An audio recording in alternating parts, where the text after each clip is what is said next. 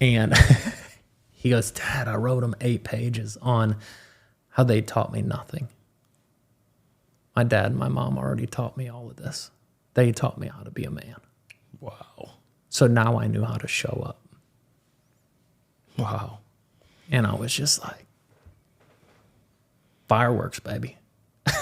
You know, and being able to go like, yeah, that's what I care about. That's amazing. I care about that. I don't care about the eloquent words with it. I don't care about any of these other kinds of things. It's going like, does it work in real life? That's what I care about. Mm-hmm. So this might be a little bit kind of like a sidebar. Mm-hmm. Yeah. But I've been having these reflections recently of just being kind of frustrated with the structure of the church today in denominations. Okay. And I just don't see the purpose that they serve. Yeah. And I guess just off the top of your head, what do you think about the importance of maintaining denominational segregation? Yeah, that's a great question. I don't think any of them exist in eternity. Yeah, I would agree 100%. I just find like they take more away than they give. Yeah, and it's interesting, even the principle, like, so we've been talking about this in our home a lot. So our home, like, we have very robust dialogues, and even just people that come in our house that think like totally different and things like that than either I would or, but to be super frank, Amber and I even think differently on quite a few things, and that's awesome, that's great. But the whole phrase that I've continued to say is disagreement does not mean disunity. And we're in a society where for some reason the whole deal is that if you think the same way than I do, then we can be unified. But there's a very real way where even in a home, you can have, quote unquote, the same thoughts and be deeply disunified. I've seen that happen in marriages all the time. You can have immense amounts of bitterness and still do what your spouse wants you to do. Maybe the way to keep better unity is to actually disagree and then still say you're on the same team. Go, cool. It's all right. We don't have to think the same way. But I think that there does need to be a reimagination of these things, because most of the time, if there's disagreement, that's also the culture's chosen addiction to canceling. And again, to think that if I think differently than you, then I need to start a different tribe. Instead of being able to go, oh no, there's actually some way that disagreeing can create connection. So here's what I mean from that, from a biblical standpoint.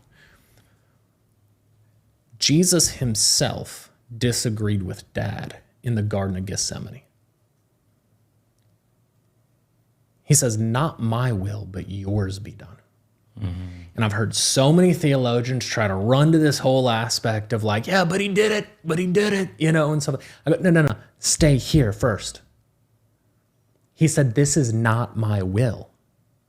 And he's setting us this form, even in the Trinity, of being able to go, hey, even in the Trinity, we don't have to agree all the time, but we're in perfect unity. I mean, what would happen if all of a sudden we start carrying that out? Because he's setting forms for us on how to live an abundant life in the kingdom. That's what he's doing. But what if it's all of a sudden, even from the denominational aspect of going like, yeah, I don't agree with you on that.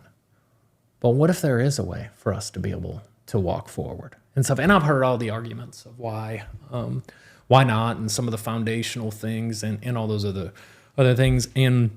But again, at the end of the day, I step back and I go, none of them exist in eternity. So it means that at one time they have to stop. And yet if they have to stop, it means that there's something probably a bit off with them.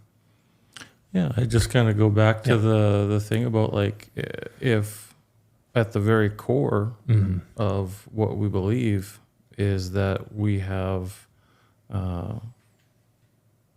salvation in Jesus Christ. Yeah. Let's just focus on that Yep. Yeah. Totally. and make sure that that is what we live by. Yep. Because the whole thing about like the division that is going on today Yep. in so many different spheres is it just seems like it's connected at a visceral level. Like it's the enemy trying to convince us that we're not all made in God's image. That's right. Yep. Like we're dehumanizing Literally each other. Yep.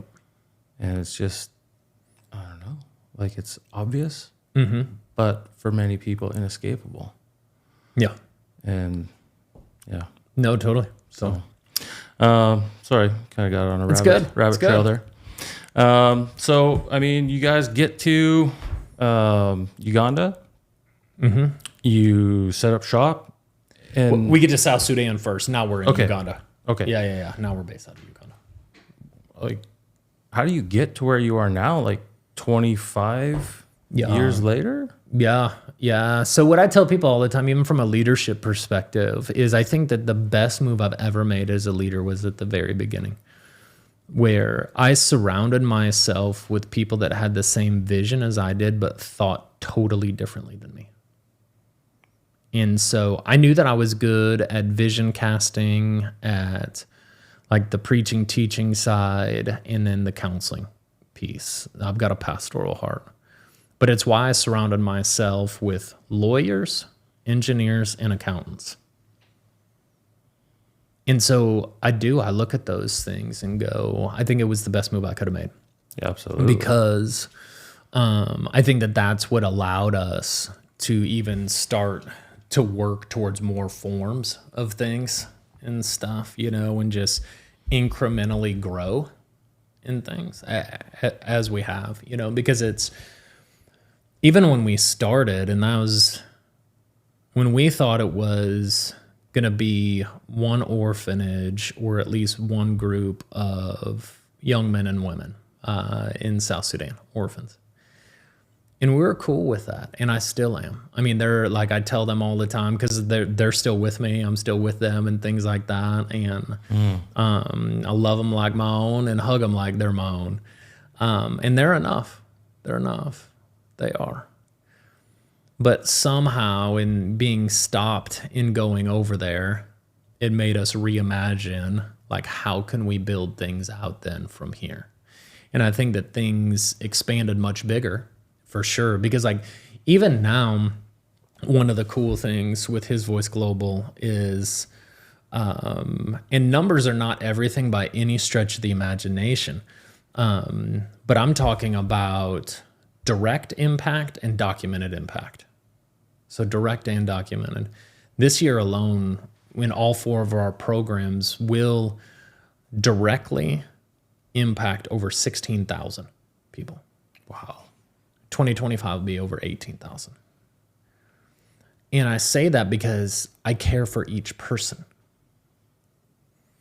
But I also think that there's such a deep value in each person that I want them to be able to know that. But there's also another aspect of that too, is whenever we first started what we were doing, like from a missions perspective, a missiological perspective, I hear this all the time, especially in cross-cultural missions, where it's, how do we train and equip the local people to carry out the ministry? And I go, yeah, it sounds like it has a little bit of a form of virtue, but it's just not the Great Commission. The Great Commission is that every nation is called all nations. The Great Commission is South Sudan for all nations, Uganda for all nations, Kenya for all nations, America for all nations, Canada for all nations. And so I say that because even how our programs are built out now, like our Shine program that I told you about, that's from one of our kids. Really? They started that. And we came alongside of that. Wow. And you're seeing that over and over, where we're sitting there going like, no, no, no. You've got what it takes. You can do this. We have like some of our kids, that have had dreams of going like, no, I want to go live in the Middle East and I want to minister to Muslims. Cool. Game on. Let's do it. But it's also for ones that are still in East Africa. Whenever we bring over short-term teams, I tell them right there, no, you need to pour into this team. This isn't a one-way deal. It's not. Like there's a strong calling on Africa for the rest of the world. By 2050, there will be more African or more Christians in Africa than any continent in the world. By 2050. What? Like based on the extrapolation Yeah, of that's the right. growth rate Yeah, now? that's exactly right. Wow. That's exactly right. And so it is a unbelievable hotbed for leadership development. Yeah. But you look at Africans at large and you go, even look at them throughout history. I mean, beautiful, amazing, hugely impacting people. And so I'm sitting there going like, oh, no. Like what we had imagined at the beginning of impacting these kids, again, that would have been enough. It's okay, it's good. But then seeing how, in having this mentality of every nation being called to all nations, again, notice it's South Sudanese that started ministering to Ugandans.